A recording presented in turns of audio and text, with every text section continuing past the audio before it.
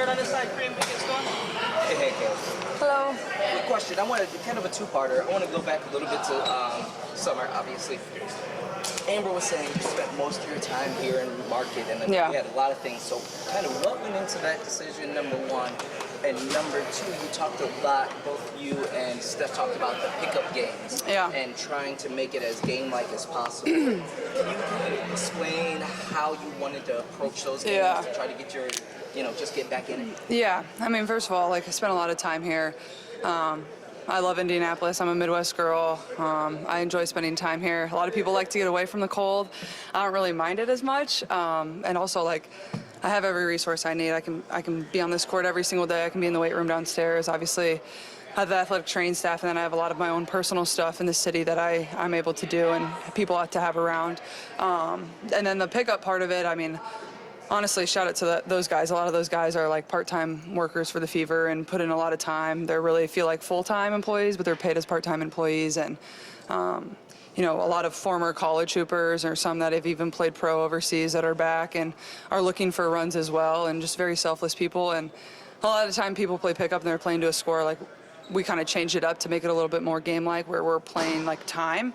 So kind of playing to the first media timeout, or a 6-minute game, a little bit more than a media timeout. So you can kind of feel obviously there's only so much you can do to replicate a real game. You're never going to fully get that, but doing everything we can to kind of replicate that. And then, we're playing a certain amount of that. And then, tracking, obviously there's such great technology, heart rates wise, and, a chip that can track your accelerations and things like that. So I can kind of see that and then compare that to game data that we've had from my rookie year, and then the few games that I did play in my second year. And then even tracking that when I was at USA, it gives me a really good gauge of I'm not guessing, I'm understanding what the data is telling me, acceleration wise. And then I can kind of relate that to how my body's feeling, and then go from day to day of, do I want my load to be heavier? Do I want it to be a little bit lighter? Do I want it moderate? And then you can kind of stack those days from there. So really more than anything, using data to kind of build my workouts and build my weeks, I think has been really helpful.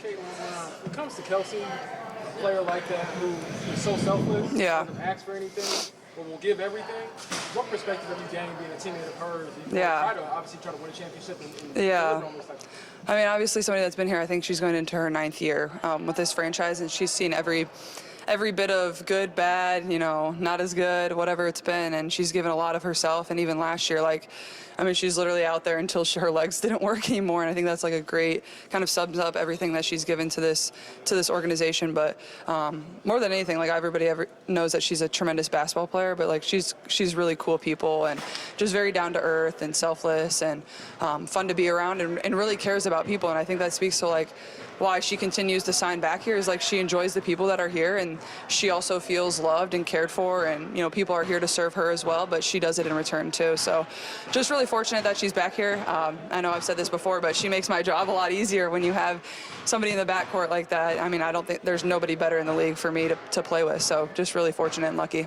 Say your friends. Yeah. Hi. Good. How are you doing? You can tell me if this is not the case, please let me know. Yeah.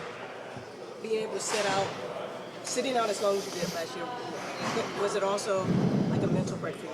You didn't have scrums. You could have said no to brand obligations. Yeah. A built-in excuse. So was there a component of a mental break?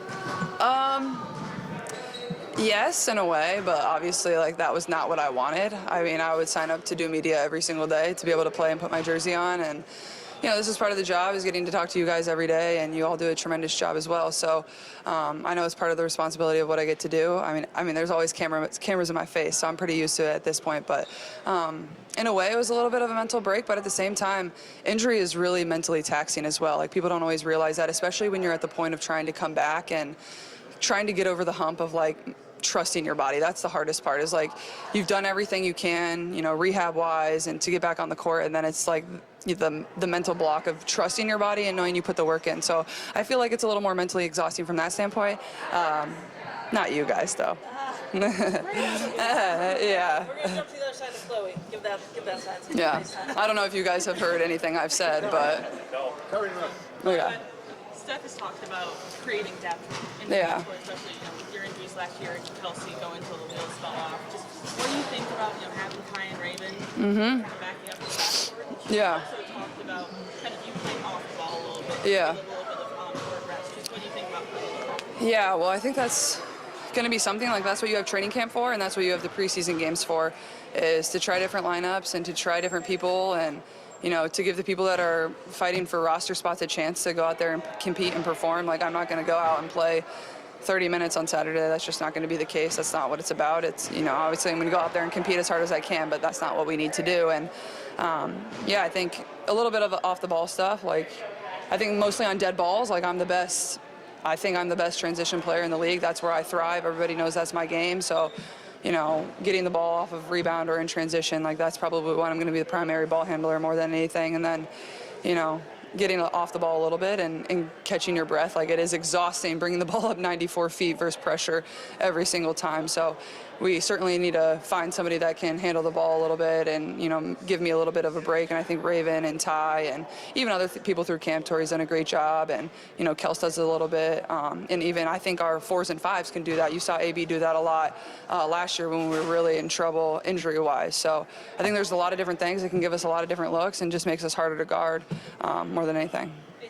Caleb, back here. Hello. When you look around, you see all the cameras, the microphones, the sellout crowds.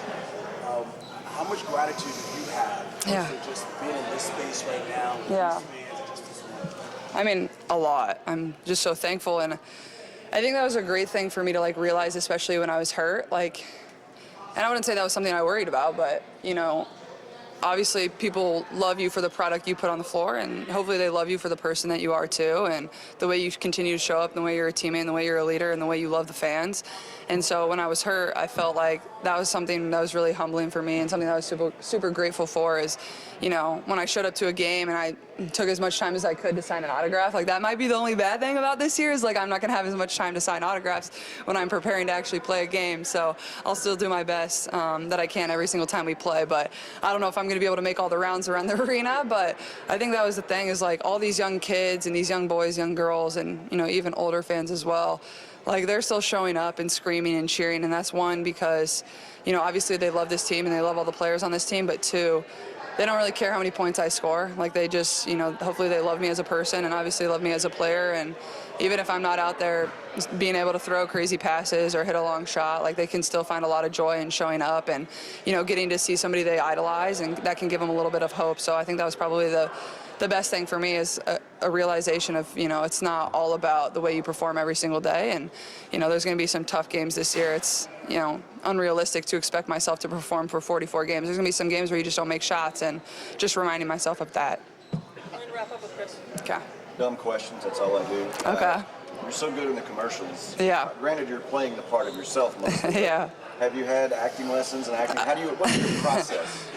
I have not had acting lessons, but I think I've definitely gotten more comfortable. Obviously, I've done a few of them now.